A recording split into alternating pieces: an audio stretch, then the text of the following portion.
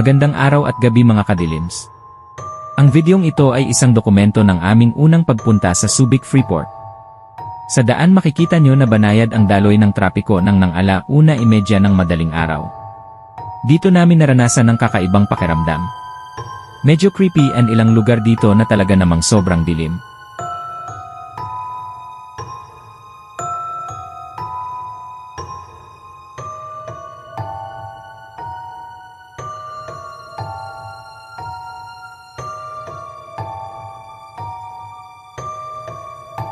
Sa highway pa lang, ramdam mo na yun enerhiya ng kakaibang elemento na naninirahan dito at sumusubok na sumama sa aming sasakyan.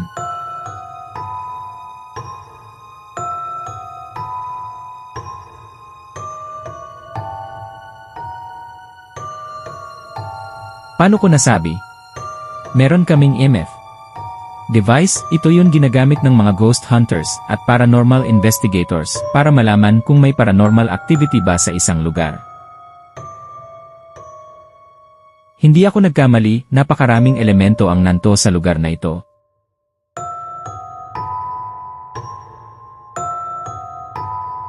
Hindi pa pumapalo sa pulang indicator ang aming EMF kahit minsan, pero sa pagkakataong ito dito namin nalaman na talagang maraming enerhiya dito. Meron magsasabi na gawa-gawa lamang ang ideya na aming binabanggit sa videong ito. Hindi alam ng iba na kung sila na mismo ang nandito sa lugar na ito, kahit hindi bumaba ng sasakyan ay makakaramdam ka ng kakaiba, at tila hindi ka mapapakali dahil may elementong gustong sumama at sumabay sa inyong biyahe.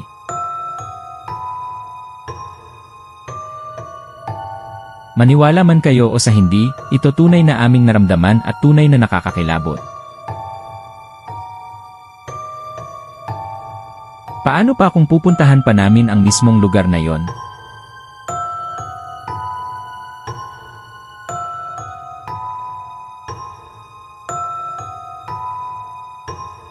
Samahan mo pa ng mga mabibilis at malalaking truck na dumadaan sa daanan, mas nakakatakot yon, dahil alam natin na ang reckless driving ng mga truck driver and sanhi ng mga malalagim na aksidente sa daan.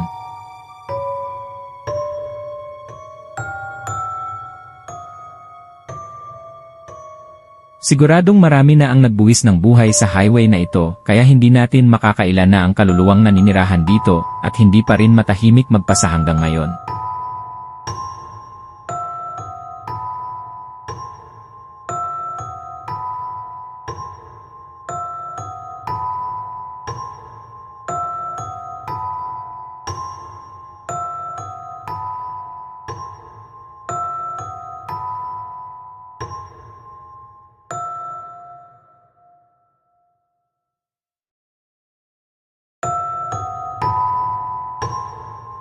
Kaya payo namin sa mga gustong pumunta sa mga lugar dito sa norte, palagi kayong mag-ingat sa pagmamaneho, at siguraduhin nyo rin na may sapat kayong pahinga para maiwasan ang antukin sa daan at magkaroon ng hindi inaasahang pangyayari sa daan.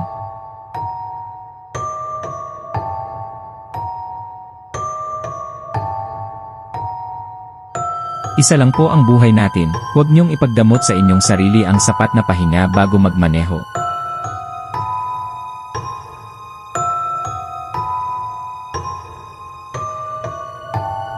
At kung inabot pa rin kayo ng antok sa daan, humanap kayo ng gasoline station or parking bay para umidlip saglit at mag-recharge.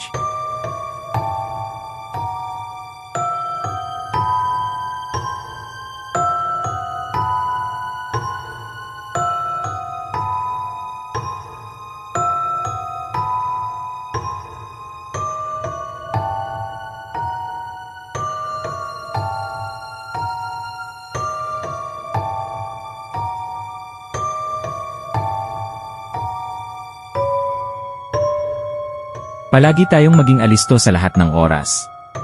Kapag tayo ay bumabaybay sa highway na tulad nito,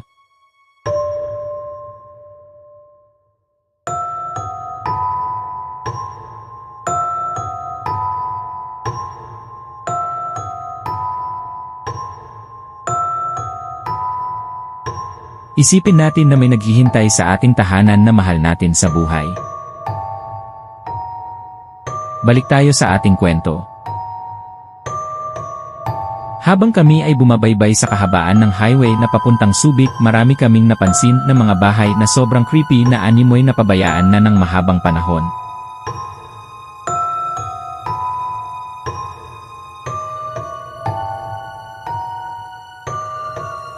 Masarap sanang mag-explore sa oras na ito, pero nagkataon na may mahalaga kaming lakad sa araw na ito.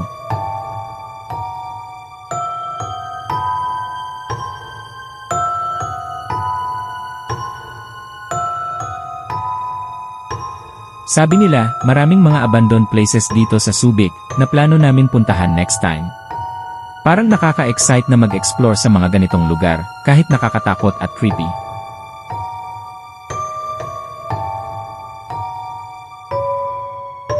Pero para sa inyo, paghahandaan namin ang pagkakataon na yon para mas maipakita namin ang kakaibang creepy exploration sa mga ganitong klaseng lokasyon at mga lugar dito sa norte. Hindi madali ang aming mga gagawin sa pagkakataon na tulad nito. Kami ay nagsisimula pa lamang.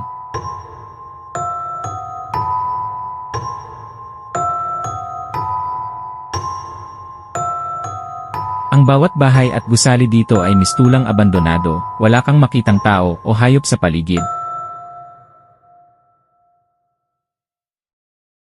Ang aming pakiramdam dito ay tila may nagmamasid. May nakatingin o kaya na may elemento na gustong magparamdam.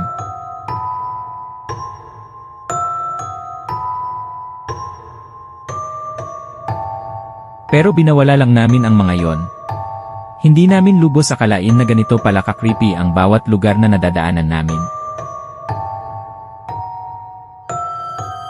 Ultimo Highway ay hindi nakaligtas sa mga enerhiya ng mga elemento.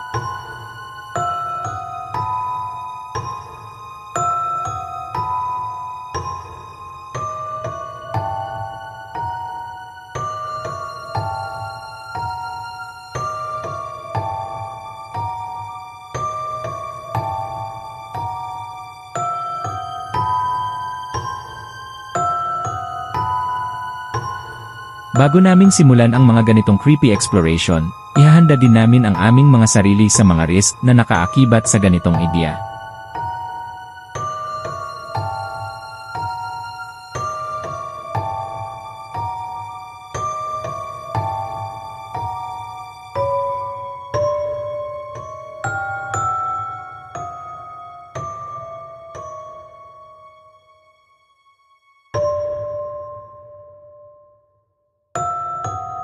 Mas mainam na handa kami na harapin ang lahat ng kaba at takot sa oras na sisimulan na namin ang ganitong mga lakad.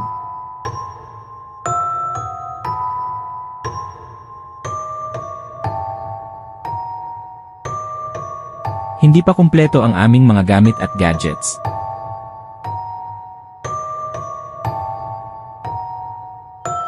Sa ngayon meron pa lang kaming EMF, flashlight at malinaw na mobile camera.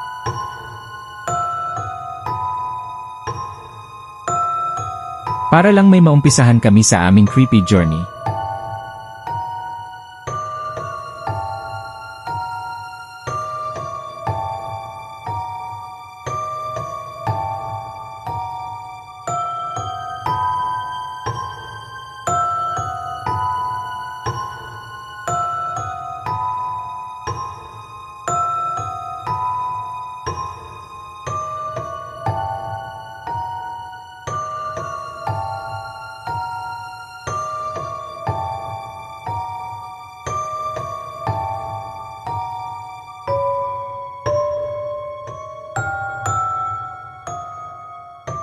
Kaya sa susunod na pagkakataon, samahan nyo pa rin kami sa aming lalakbayin at exploration sa mga lokasyon na tinuturing na creepy at nakakatakot.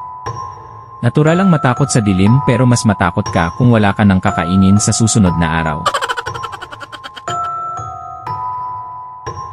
As always, maraming salamat sa panonood mga kadilims. Peace out!